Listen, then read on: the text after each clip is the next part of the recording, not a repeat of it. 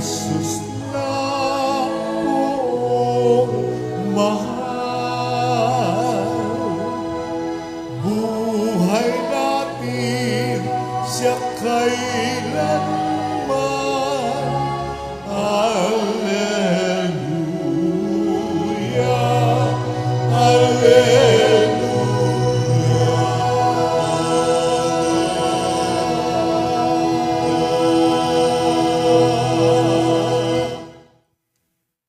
Sumainyo ang Panginoon. At sumayo rin. Ang mabuting balita ng Panginoon ayon kay San Juan. Papuri sa iyo, Panginoon.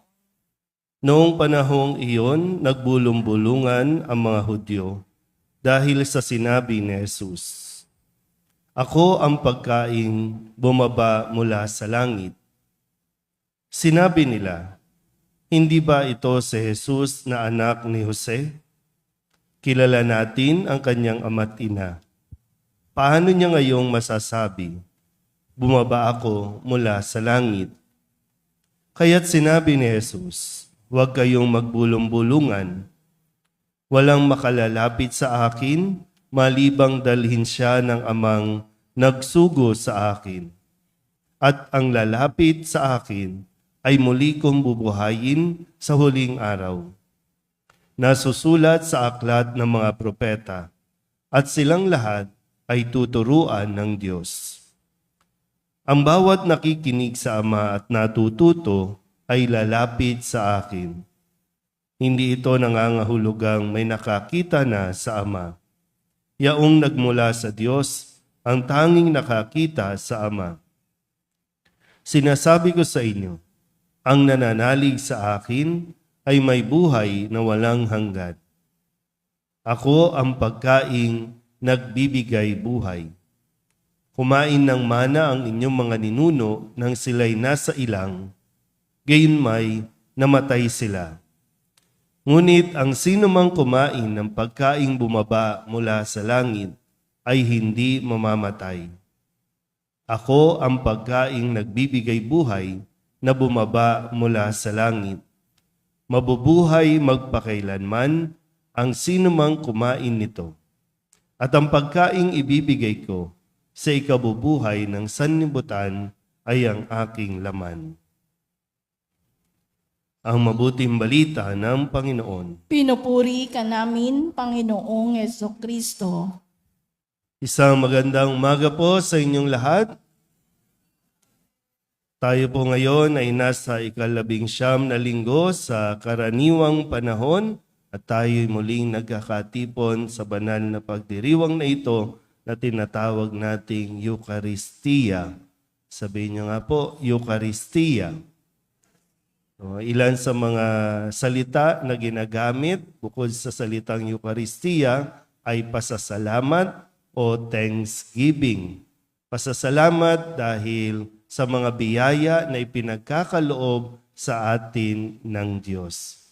Kaya po, isang komunidad, tayo po ay nagpapasalamat sa Diyos.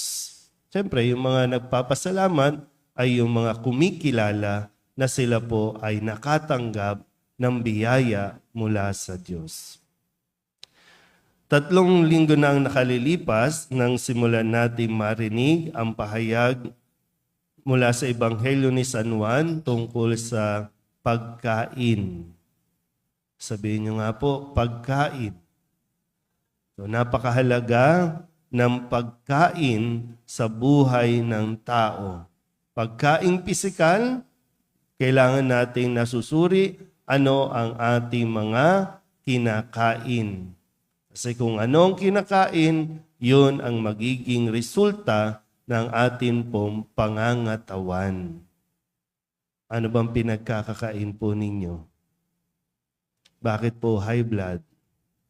Bakit po acidic? Ano bang pinagkakakain natin? Hindi natin masyadong binantayan. Kaya ngayon, ayan na yung resulta. Sabi nga po, we become what we eat. So, deserve natin. Kung ano man yung sakit na mayroon tayo, deserve natin yan. Ano man yung mga pinapasok natin sa ating katawan, deserve natin yan. Balikan natin ng konti yung kwento, no? Kasi ito ay pagpapatuloy lamang, no, ng mga kwento ng pagpapaliwanag ni Jesus tungkol sa tinatawag nating tinapay ng buhay. 3 linggo nakakalipas nang marinig natin, nakita ni Jesus ang mga tao na gutom. At magugutom lalo kapag sila ay pinauwi. Ito yung kwento tungkol sa pagpapakain sa higit 5,000 katao gamit lamang ang ilang pirasong tinapay at isda. At matapos mapakain ni Jesus, nakaipon pa sila ng 12 basket o bakol ng tirang tinapay at isda. At pagkatapos na maranasan ng mga taong yon, siya po ay hinanap ng mga tao. Umalis si Jesus dahil may nakikita siyang hindi magandang binabalak yung mga tao dahil lamang nakakain sila ng tinapay. At nung matagpuan ng mga tao sa Jesus at siya hinahanap, ang sabi ni Jesus, bakit niyo ba ako hinahanap? Dahil ba nakakain kayo ng tinapay? O dahil nakakita kayo ng palatandaan? Pag sinabing palatandaan, dahil ba hinahanap niyo ba ako dahil kinikilala niyo na ako? O dahil lamang nakakain kayo ng tinapay? Kaya ngayong linggong ito, muli niyang sinasabi, ako ang tinapay na bumaba mula sa langit. Ako ang tinapay. At ang sabi niya, ang sinumang kumakain ng tinapay na bumaba mula sa langit ay mabubuhay.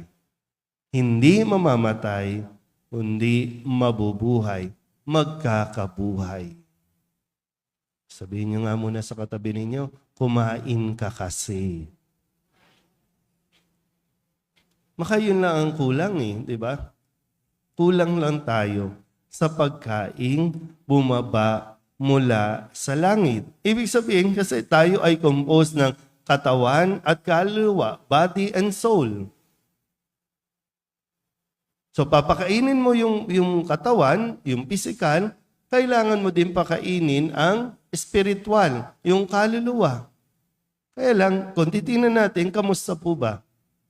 Balanse ba ang katawan at kaluluwa?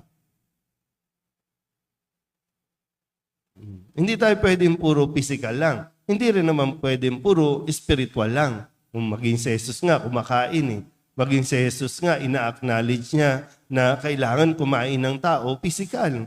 Sabi nga niya, di ba, magugutom sila, manghihina sila. At kapag mahina ang katawan, papaano ang spiritual? Kung mahina ang spiritual, papaano lalabanan ng katawan ang mga tukso? Kaya tingnan niyo po, sa unang pagbasa, si Elias, sa Aklat ng mga Hari, gusto nang sumuko ni Elias. Kasi yung kwento, hinahunting na siya ni Reyna Jezebel at Haring Ahab o Ahab. Dahil natalo niya yung mga Diyos-Diyosan nitong sinasambang mga reyna at hari na ito. Kaya nagpakalayo-layo, naglakbay, umalis, kasi nga natakot na siya ay mapapatay ng emperador o ng hari. Pero ngayon, dahil sa sobrang pagod niya, pagod na, gutom pa, ang sabi niya, Panginoon, sana mamatay na ako. Kunin mo na ako, Panginoon. Hirap na O, anong ginawa? Pinatulog. Nung nakatulog na, ginising ng anghel. At anong ginawa? Pinakain. Ginising, kumain ka. Saan galing yung pagkain? Galing sa Diyos. At nung kumain na, natulog ulit. Sige, okay lang yan. Mahina pa yung katawan eh. Pagkagising, kumain ulit. At pagkatapos nun, magpatuloy ka na sa iyong paglalakbay. Kasi kung mahina ang ating katawan at kaluluwa, hindi tayo makakapag-isip ng tama. Kapag mahina ang katawan at kaluluwa, nawawalan na tayo ng pag-asa na mabuhay at magpatuloy sa buhay. Sabihin nyo nga ulit sa katabi ninyo, kulang ka lang sa pahinga. Kumain kayo, ha? Mamaya may pagkain dito, ha? Bumili kayo, ha? Luto na ba? Nagluluto na ba? Nagluluto na daw. May paalmusal. Pero bibili kayo. Diba? Baka yun lang, nakakalimutan lang natin tingnan yung kahalagahan. Diba? Kasi trabaho ka ng trabaho, nakakalimutan mong pakainin o kumain ng tama. At sa sobrang trabaho din, kapag araw ng linggo, ayan, tulog lang tayo. Hindi tayo kumakain. Kaya maraming tao ngayon, ayan, nakahilata pa. Kasi pagod kami sa buong linggo. Kasi akala nila ang pagsisimba ay isang gawain pa rin. Nakakapagod. Matutulog na lang ako. O kaya, yung pagkain na dapat natatanggap ng ating kaluluwa, hindi natin na gagamit. O kaya, walang nangyayari sa ating mga buhay. Kasi sabi sa ikalawang pagbasa sa sulat ni Apostol San Pablo sa mga taga-Efeso, sabi dito, alisin na ninyo ang lahat ng sama ng loob, galit at puot. Huwag na kayong mambubulyaw, manlalait at mananakit ng damdamin ng kapwa. Sino ba yung nakakagawa nito? Yan yung mga gutom. Gutom sa kapangyarihan, gutom sa pansin. Kaya marami nga, di ba, kulang sa pansin. At dahil gutom, espiritual na kagutuman, ayan, nagsisigawan, naglalaitan, naglalaglagan. Di ba? Ngayon, yung mga politiko natin, naglalaglagan na. Busog naman ang mga yan, maraming pera ang mga yan, di ba? Pero kasi ayaw magsimba. Parang laging hiwalay yung spiritual. Makikita mo lang magsisimba kapag malapit ng eleksyon. Laging nandyan sa unahan yan. Pero hindi naman talaga tinatanggap si Kristo na tinapay na nagbibigay buhay. Maging sa atin. Kaya nga, ang tanong, bakit ka ba nandito? Yung tanong ni Jesus, bakit mo siya hinahanap?